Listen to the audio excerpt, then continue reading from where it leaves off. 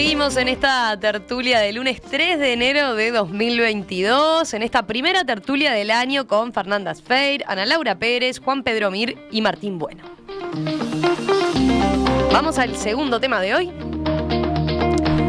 ¿Hasta cuándo hay que seguir contando a diario los casos nuevos de COVID-19? En Estados Unidos, algunos expertos en enfermedades infecciosas y funcionarios de salud pública analizan si es adecuado seguir utilizando la cantidad de casos de coronavirus como una métrica para determinar qué medidas de mitigación son las apropiadas, ya que los datos sugieren que la cepa Omicron del virus es menos severa, pero mucho más contagiosa que las variantes anteriores. Según informó el diario británico The Guardian, los expertos argumentan que Estados Unidos ha llegado a una etapa de la pandemia en la que los informes de aumentos drásticos en los recuentos de casos provocan preocupaciones innecesarias. En cambio, afirman que los funcionarios del gobierno y el público deberían revisar los datos de muertes y hospitalización al considerar las medidas a tomar. Los recuentos de casos están causando mucho pánico y miedo, pero no reflejan lo que solían hacer antes, que eran que las hospitalizaciones acompañaban los casos. Esto fue lo que dijo a The Guardian la doctora Mónica Gandhi, especialista en enfermedades infecciosas y profesora de medicina de la Universidad de California, San Francisco. Estados Unidos tuvo el jueves más de 580.000 casos nuevos de COVID-19, la segunda vez en esta semana que el país rompió su récord de casos diarios de COVID, según datos del New York Times. Pero durante las últimas 2 semanas, mientras que el número de casos de COVID en los Estados Unidos ha aumentado en un 181%, el número de hospitalizaciones ha aumentado solo en 19% y el número de muertes ha disminuido en un 5%. Bueno, ¿cómo vieron esta discusión que se empieza a instalar en Estados Unidos, pero que seguramente se traslada y se empieza a dar ya en otros países del mundo, ¿no? En esta etapa de la pandemia, ¿debemos seguir contando día a día los casos diarios de COVID-19? Cuando está por un lado esto que señalaba esta especialista, que no reflejan lo que antes nos preocupaba, que era el incremento acorde a la cantidad de casos de hospitalizaciones y de casos graves. ¿Cómo la ven? Es un tema que, de hecho, lo hablaba varias veces, lo traje a la tertulia, como desde el periodismo. Me encantó cuando no fui yo la que propuso el tema, pero me encantó. No sé quién fue, pero me encantó. Fue desde la producción que lo trajimos, creo, en esta oportunidad, pero sí, es cierto que había estado, no lo habíamos abordado quizás con Omicron, ¿no? Sí, es una de mis obsesiones, en particular desde el periodismo también, ¿no? Si los periodistas tenemos que seguir haciendo una nota todos los días diciendo cuántos casos nuevos hay, para mí la respuesta es no. Es más, es una decisión que hubiera tomado antes de Omicron incluso, o sea, y ahora creo que ya no es ni discusión, como para aportar a los por qué creo eso, más allá de esto que dicen los especialistas, que son quienes saben. Me parece que hay un punto en el cual tenemos que empezar a mirar otras cosas, ¿no? De nuevo, esta obsesión con la crisis, ¿no? En Uruguay se mueren, yo revisé números para tener números y usé promedios del primer semestre de 2021, porque los del segundo semestre no están. Pero en promedio en Uruguay se murieron 23 personas por día de enfermedades del sistema circulatorio, ¿no? Que incluyen los ACV, los ataques al corazón, etc. 22 personas se murieron por día por tumores, 8 personas se murieron por día por enfermedades respiratorias y 4 personas murieron por día por enfermedades asociadas a trastornos mentales, ¿no? Últimamente, desde que en esta nueva etapa, digamos, las muertes asociadas a COVID en general están en 1, 2 y a veces ninguna por día. Sin embargo, seguimos haciendo los recuentos. Hay un 5% de las camas ocupadas en CTI en este momento están ocupadas por COVID. Todo el resto de los 474 camas ocupadas de CTI están ocupadas por otras enfermedades. Entonces me parece que también dejar de hacer un reporte diario de cuántos son los casos de los muertos y de los internados y de los contagiados, etcétera, también permite poner el tema en su justa medida, en su justa dimensión. Esto no significa no darle importancia ni dejar de tomar las medidas preventivas adecuadas, pero significa empezar a caminar el camino de retomar un montón de cosas que abandonamos en los últimos 2 años, que dejamos de hacer. A mí me molestó particularmente uno de los últimos mensajes de la OMS, esta llamada a suspender la Navidad, poco menos, ¿no? Porque aumentaban los casos, me pareció de una responsabilidad espantosa. Sin duda en los países que no tienen vacunación, como el África, donde la mayoría de la población no está vacunada, esto es de recibo y es diferente la aproximación, pero llamar a no reunirse en Navidad para evitar los contagios de Omicron, cuando en realidad ir a una tercera Navidad sin ver a su familia para mucha gente implica un riesgo de muerte o de enfermedad o de un montón de cosas mucho más alto que el COVID a esta altura de los hechos, y en Uruguay es claro si uno mira los números.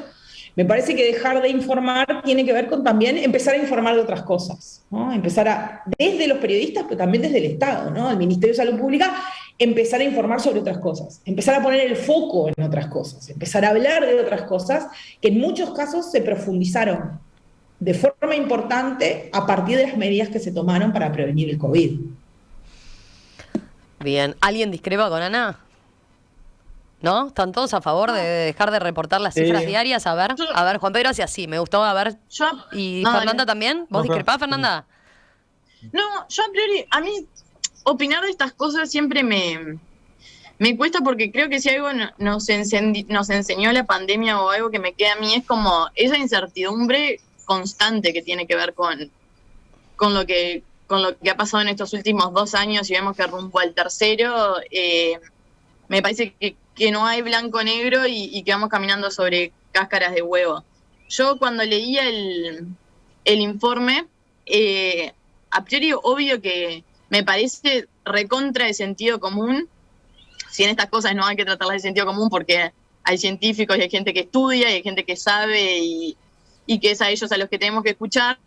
Cuando vemos cuál era el objetivo también del conteo de casos diarios, que justamente se reflejaba con las hospitalizaciones, y ahora vemos que esos números no condicen y que ya sabemos que el virus no lo vamos a eliminar, que vamos a convivir con él, y que parece bastante lógico que tuviéramos que atender las hospitalizaciones y las muertes, que son los casos graves, yo estoy de acuerdo. Lo que me queda a mí como interrogantes, también leíamos que decía que estas cifras lo que hacen es seguir generando pánico y angustia. Y yo no sé si estoy tan de acuerdo con eso. Capaz que en un momento sí lo reflejaron, pero hoy cuando vemos los números de baja vacunación de la tercera dosis en Uruguay, yo me pregunto si en realidad a los uruguayos les inquieta el número de casos diarios. Capaz que sí, capaz que no. Creo que si estuviéramos preocupados de verdad por lo que está pasando, el número de vacunados con la tercera dosis debería ser mucho más alto. Ni que hablar que yo no creo en un gobierno que genere reacciones por miedo. Me parece que el objetivo nunca podría ser, bueno, dejemos que las cifras se sigan mostrando para generar miedo y que así se vacune a la gente, sino que el camino obviamente es otro, es convencer, es informar, es seguir haciendo hincapié. Pero lo que digo es que no sé si estoy tan segura de que estos números le generen angustia a la gente, porque creo que de ser así tendríamos que tener mucho más altos los números de la tercera dosis, que a ver, es lo que nos están pidiendo los científicos, ¿no? Los científicos y las autoridades, que se sigan vacunando, que está comprobado que esto lo puede prevenir y obviamente ser mucho más leve en caso de contraer la enfermedad. Esa apreciación nomás. Juan Pedro, vos, ¿qué decías? A ver, de ¿cuál es tu actitud?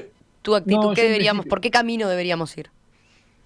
A mí me interesa que no se me rescinda información, ¿no? Creo que como ciudadano de una república, toda la información tiene que estar a disposición. Entonces, me parece que si hay casos de contagio, como hay casos de accidentes de tránsito, como hay casos de violencia de género, tienen que estar puestos arriba de la mesa.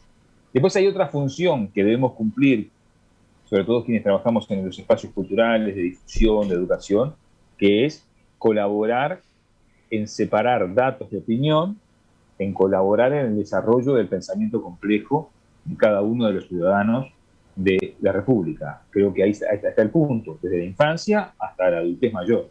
Creo que son dos procesos distintos.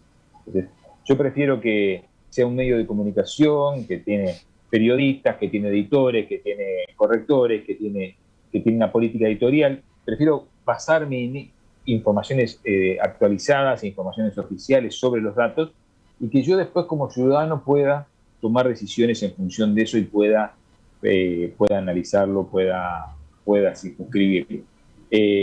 Así como creo que tampoco es una cuestión naif, creo que si hay una nación que ha tenido una política errática en cuanto al tratamiento del COVID de las naciones desarrolladas fue Gran Bretaña. No nos olvidemos que Gran Bretaña empezó con la lógica de no cerrar nada, empezó con la lógica de subvalorar la enfermedad de COVID, llegó a los niveles más altos de contagio de Europa septentrional. Entonces, me parece que no es el modelo, me parece. Creo sí que la comunicación transparente y, por supuesto, atender los otros elementos que van a ser, como planteaban las colegas, vivir con el COVID, insistir en la vacunación, seguir en un debate feroz.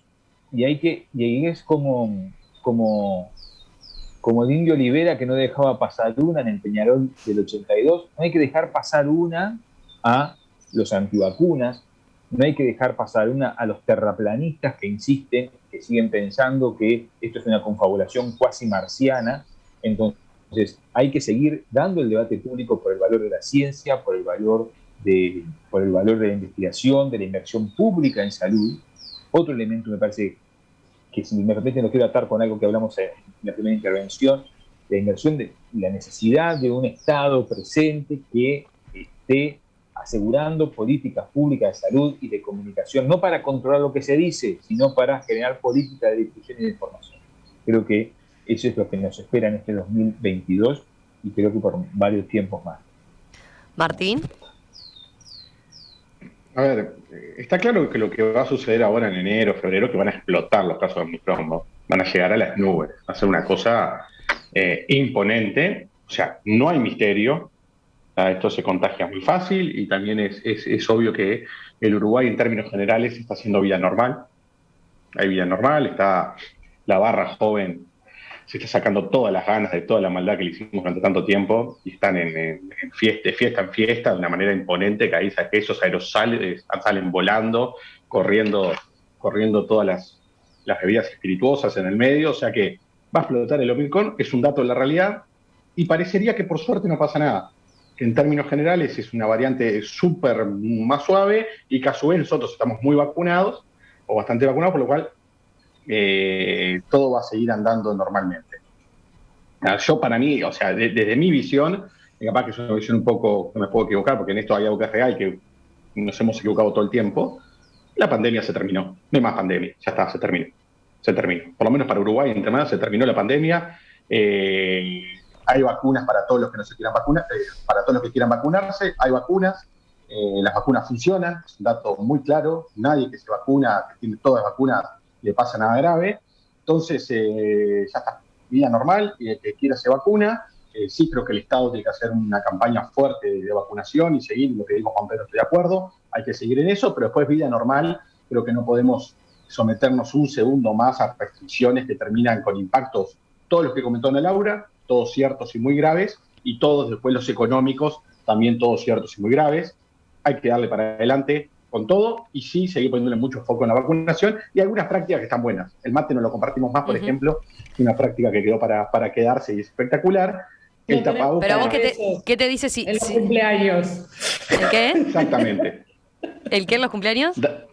No hay que dar besos a 50 personas en los cumpleaños. A mí no me gusta. Bien, de acuerdo. Por esa parte.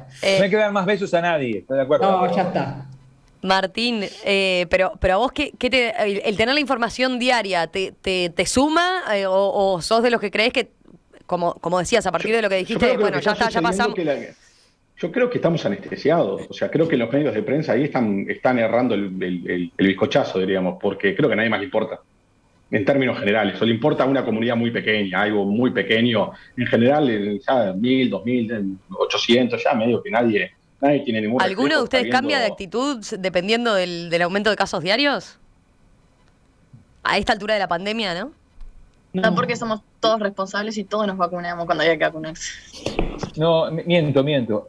Sí, nosotros cuando organizamos las vacaciones tratamos como familia de reducir determinadas salidas y eso para asegurar las vacaciones. Pero yo creo que ahí lo que comenta Juan Pero hay Pedro una también cuestión de tiene que ver cuidado ahí, de cuidado con del otro. cambios de algunas pautas culturales, que capaz que son lo del mate, lo de saludar con beso a todo el mundo, andar en medios de transporte público con tapabocas, son buenas prácticas. Y otra cosa es evitar aglomeraciones. Yo, por ejemplo, ahora si hay una aglomeración, disparo. Pero no es es porque es como que ya está, porque me doy cuenta, ni siquiera es por el, bueno, pero capaz por el que, coronavirus. Claro. Es por todos los virus que hay. Entonces digo, ¿para qué? Yo me enfermo, me agarro un bicho en vacaciones y es un lío, te sentís mal. Entonces, ¿para qué va a ser un lugar donde hay una aglomeración enorme de gente? Porque hay que acordarse que además del coronavirus, hay un montón de otros virus que hacen que tengas un poco de fiebre, te sientas mal, te duele la cabeza. Digo, entonces, es como son prácticas que capaz que en alguna gente ha quedado, otras prácticas. Estaba mirando, nosotros en el inicio, en la introducción, citábamos los ejemplos de los expertos en enfermedades infecciosas y algunos funcionarios que van por este lado, ¿no? De decir, bueno, ya no es una información útil los casos diarios de COVID-19 y entienden que al revés, que se genera pánico, ¿no? Y que eso lleva a una lectura distorsionada de la situación a la población, por ese entendido, ¿no? De que, bueno, antes, en un primer momento, se reportaban esos casos porque eso nos daba la pauta de cuántas hospitalizaciones iba a haber, cuántos casos graves, cuántas posibles muertes.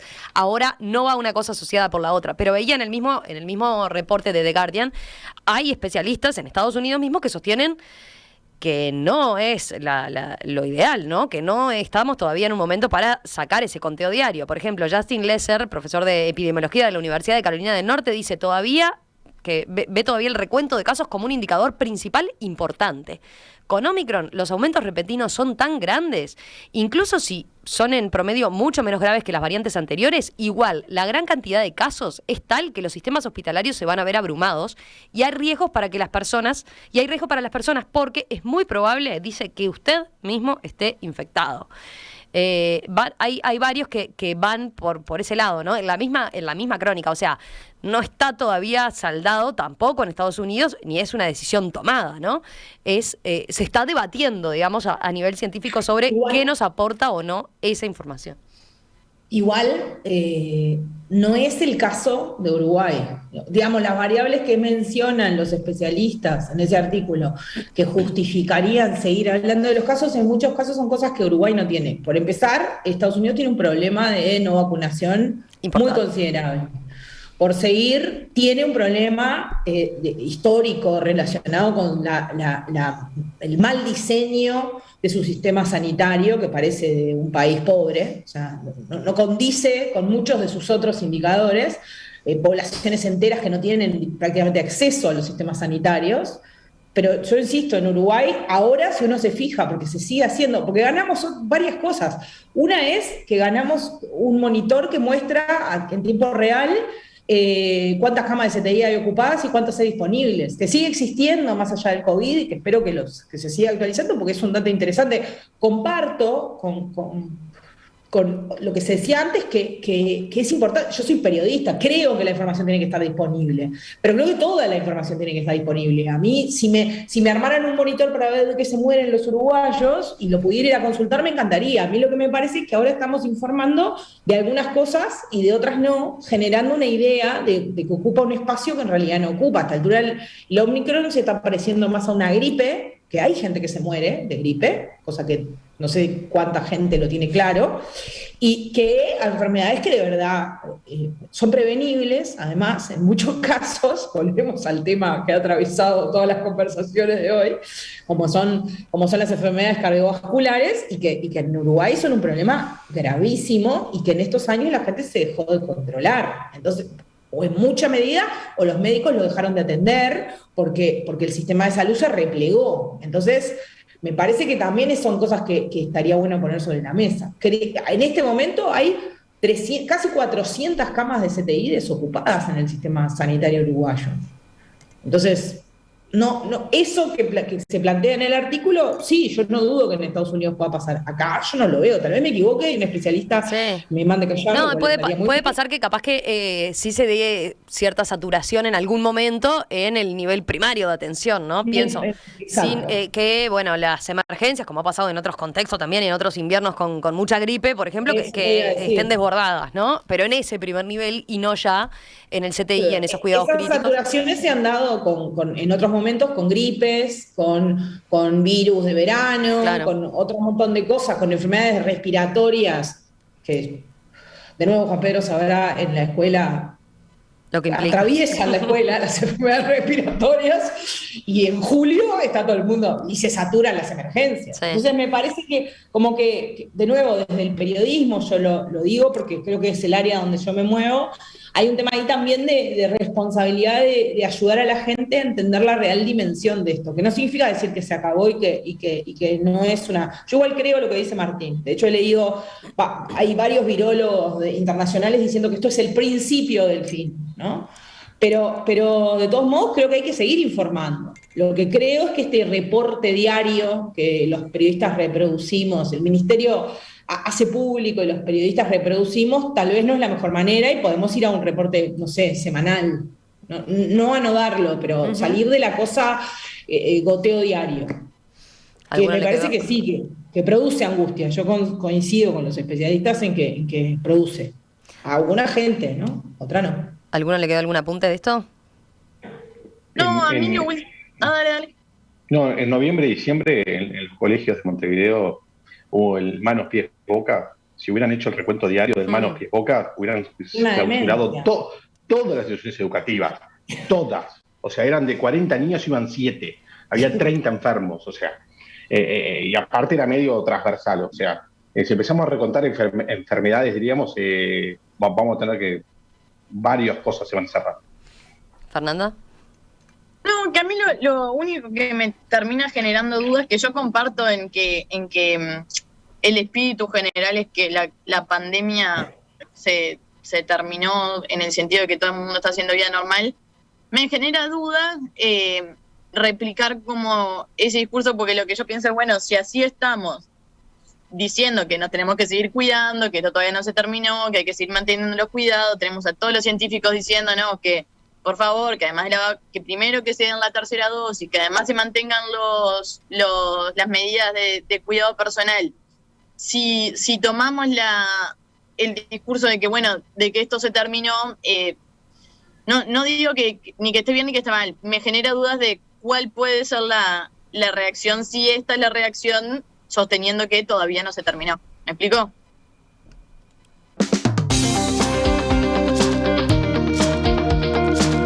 Ana Laura Pérez, Juan Pedro Mir, Martín Bueno, Fernanda Sfeir, gracias a los 4, gracias por acompañarnos en esta primera tertulia del año, estando muchos en modo vacaciones, ya los dejamos ir a la playa. Bueno, no vayan a la playa hasta ahora porque no es lo conveniente. No es lo conveniente, así que quédense ahí en la sombrita. Yo la vi a Fernanda ahí, por ejemplo, perfectamente ubicada, con los ruidos de los pajaritos. ¿Lo escucharon? Los ruidos de los pajaritos en la tertulia se escuchaban, ¿no? Sí. Se escuchaban perfectamente. No tenemos para nada envidia, no te preocupes. Con Ana Laura estamos bien, Fernanda. No. Está todo calculado. Me puse estamos bien acá con el ruido de los pajaritos. Ustedes disfuten que con Romina estamos bien. Ustedes disfruten que nosotros seguimos. Yo estoy en un calabozo, no hay problema. Pasando ¿Te encerraron ahí? ¿Qué pasó? Están todos en la playa, quedaste solo. Yo le ofrecí... Todos los leones durmiendo están. Hay adolescentes durmiendo. Hay adolescentes durmiendo. Yo le ofrecí a Juan Pedro hacer tertulia compartida. Le dije, vení, nos sentamos en la misma mesita. Claro. Me desperté tarde, No es como el estudio, pero tenemos como un estudio 2 de allí. Claro. Bueno, a los 4, gracias. Un abrazo y sigan Feliz disfrutando año. los que están en eso. Nos vemos. Nos reencontramos la semana que viene seguramente. Un abrazo. Chau.